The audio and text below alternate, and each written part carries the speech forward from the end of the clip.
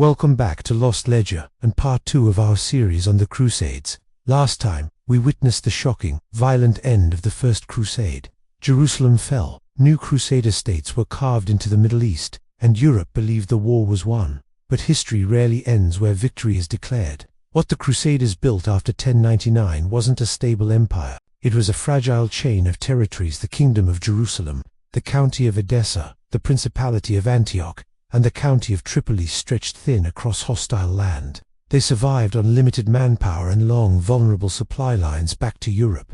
For decades, these states endured more by chance than by strength. Then, in 1144, the balance broke. The city of Edessa, the oldest and most isolated Crusader state, was captured by Zengi, the powerful ruler of Mosul. Its fall was swift and decisive, proof that the Crusader presence could be reversed. When news reached Europe, the reaction was panic mixed with outrage. Another crusade was declared. But this time, it wouldn't be an improvised movement of knights and pilgrims. This time, it would be led by kings.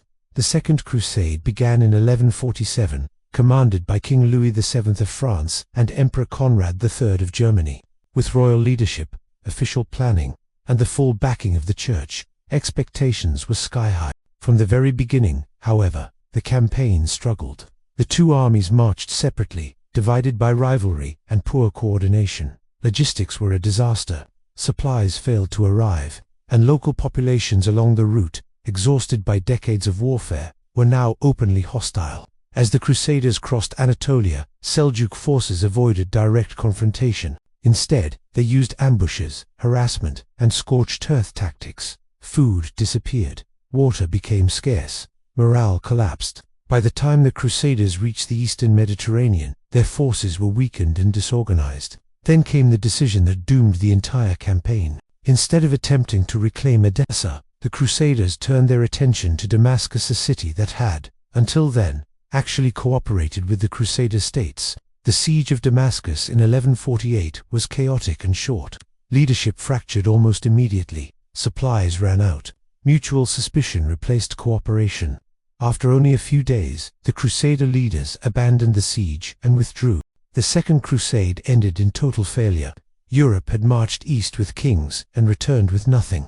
The consequences, however, reached far beyond embarrassment. The failure exposed a deeper weakness. The Crusaders were divided, reactive, and strategically stagnant. In contrast, the Islamic world was changing. Political authority was becoming more centralized. Regional leaders began coordinating rather than competing. And out of this environment emerged a name that would define the era: Saladin. Saladin was not some mythic figure or a moral symbol. He was a brilliant political strategist operating in a fractured region. Through a combination of alliances, pressure, and gradual consolidation, he united Egypt and Syria under his control. His strength came not from ideology, but from organization and patience. Instead of attacking heavily fortified Crusader castles head-on, Saladin isolated them. He disrupted their supply lines. He forced engagements only when conditions were overwhelmingly in his favor.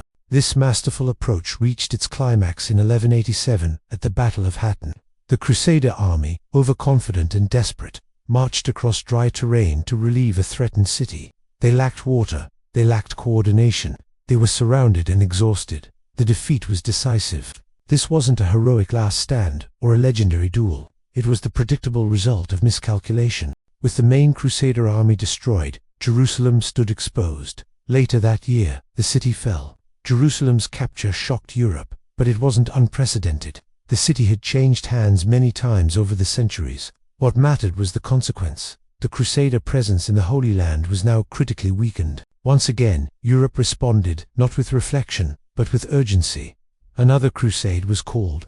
The Third Crusade would bring the most powerful rulers of the age: Frederick Barbarossa of the Holy Roman Empire, Philip II of France, and Richard I of England, known as the Lionheart. But from the very start, this campaign also unraveled.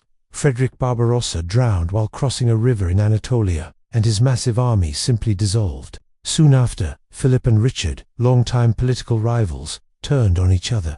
Philip returned to France, leaving Richard to continue the fight alone. The war became a grueling series of sieges and skirmishes. At the city of Acre, the Crusaders won a brutal and costly victory. At Arsef, Richard defeated Saladin's forces in a rare open battle, but Jerusalem, the ultimate prize, remained just out of reach. In 1192, the war finally ended in a negotiated truce. Jerusalem would stay under Muslim control, but Christian pilgrims would be allowed access to its holy sites. The Third Crusade ended without a clear resolution. What had begun as religious warfare was now undeniably political and strategic. Faith still mattered, but had no longer decided outcomes, and the next crusade would prove just how far the original purpose had collapsed. Because the Fourth Crusade would not fail on the battlefield. It would fail by turning its weapons on a Christian city instead. If you want to continue this journey into the most shocking betrayal of the Crusades, subscribe to Lost Ledger, like the video, and join us for the next chapter. Thanks for watching.